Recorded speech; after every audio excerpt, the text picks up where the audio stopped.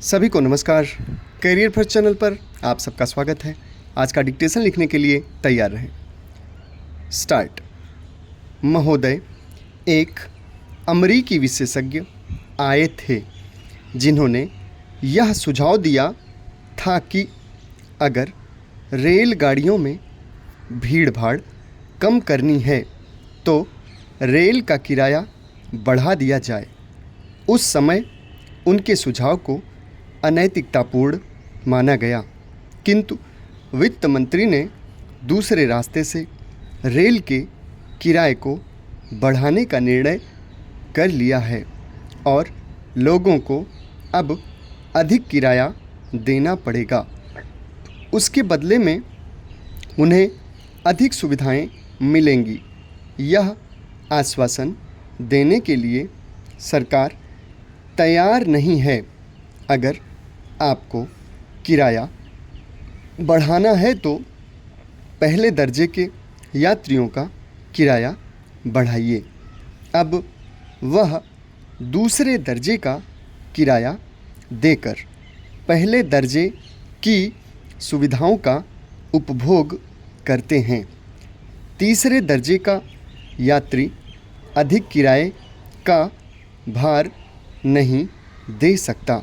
डाक और तार की दरों में भी वृद्धि की जा रही है और उसके लिए एक बड़ा विचित्र तर्क दिया जा रहा है कि सरकार को इन सेवाओं को चलाने में घाटा होता है और वित्त मंत्री ने सरकार को एक टटपूंजिये दुकानदार के स्तर पर रख दिया।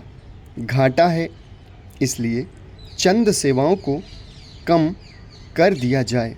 यह मंगल राज्य के निर्माण का दावा करने वाली सरकार के लिए अशोभनीय है।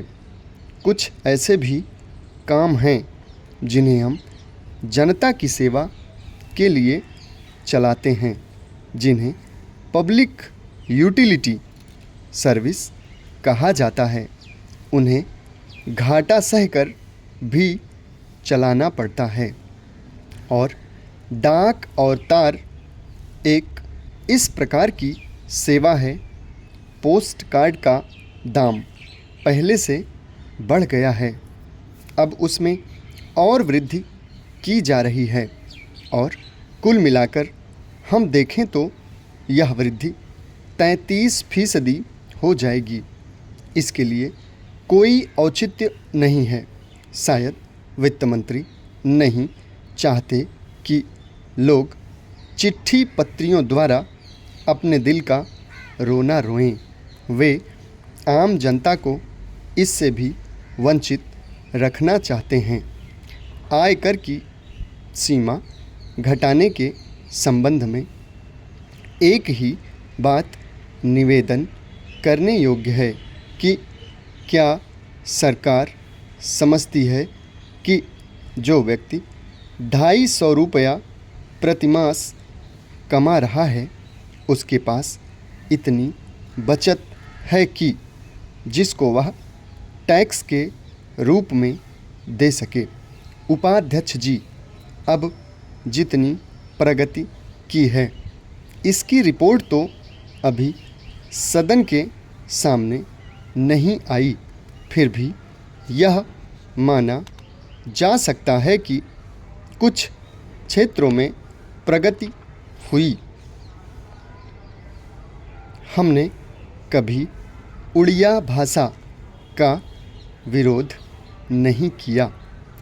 हमने कभी तमिल का विरोध नहीं किया। उन्होंने सत्यमेव जयते का तमिल रूपांतर कर दिया। हमने उसकी आलोचना नहीं की। अगर अंग्रेजी की जगह तमिल आती है तो हम उसका स्वागत करेंगे, लेकिन अगर अंग्रेजी की जगह हिंदी आती है तो उन्हें भी इसका स्वागत करना चाहिए। समाप्त। धन्यवाद।